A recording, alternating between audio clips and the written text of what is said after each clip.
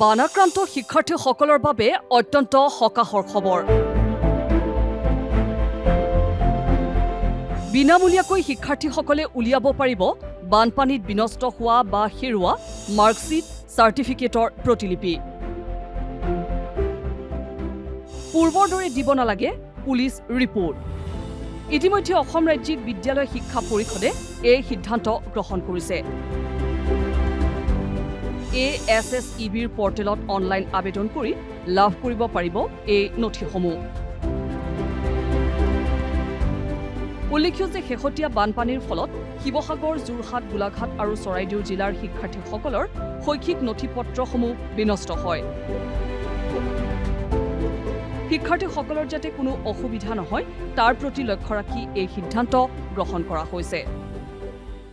বানাক্ৰান্ত ৰাইজক আমি সকাহ দিবলৈ আমি ইতিমধ্যে এখন নটিচ আমি জাৰি কৰিছোঁ আৰু তাত আমি এই 4খন জিলাৰ যিসকলৰ তেনেকুৱাকৈ নথিপত্ৰ বানত নষ্ট হৈ গৈছে তেওঁলোকে তাৰ ডুপ্লিকেট কপি পাবলৈ কোনো ধৰণৰ মাচুল দিব নালাগে। সেৱা অনলাইন ছাৰ্ভিচেছ বুলি আমাৰ এটা পৰ্টেল আছে ক্লাছ 10ৰ নথিপত্ৰৰ কাৰণে, আৰু asec.gov.in বুলি আমাৰ হায়াৰ ছেকেণ্ডাৰী পাৰ্টৰ কাৰণে আমাৰ পৰ্টেল আছে। সেই পৰ্টেলত গৈ তেওঁলোকে আনকালে কৰাৰ ধৰণে একেধৰণে আবেদন কৰিব।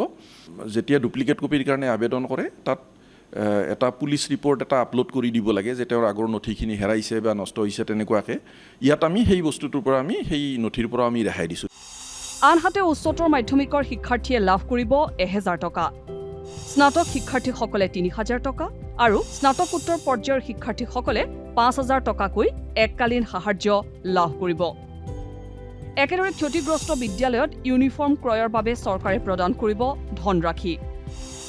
আকৌ পুনৰ প্ৰদান কৰা হ'ব বিনামূলীয়া পাঠ্যপুথিও। ইতিমধ্যে ৰাজ্যৰ মুখ্যমন্ত্ৰী ডক্টৰ হিমন্ত বিশ্ব শৰ্মাই এই কথা ঘোষণা কৰিছে। ইউনিফৰ্ম, বুক গ্ৰাণ্ট আৰু চৰকাৰী নিয়ম নীতিয়ে যি ঢুকি নাপায় তাক আমি মুখ্যমন্ত্ৰী সাহায্য পুঁজিৰ পৰা আগবঢ়াম যাতে প্ৰস্তুত কৰিব পৰা যায়। তাৰ বাবে আমি ইউনিফৰ্মৰ টকা আকৌ এবাৰ মুকলি কৰি দিম। News desk report, DD news, Assam.